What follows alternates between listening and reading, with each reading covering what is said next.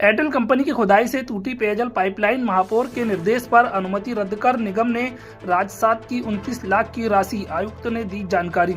बुरहानपुर शहर में internet cable डालने के लिए एयरटेल कंपनी द्वारा सड़कों की खुदाई कार्य किया जा रहा था। इस दौरान नगर निगम की पेयजल पाइपलाइन क्षतिग्रस्त कर दी गई।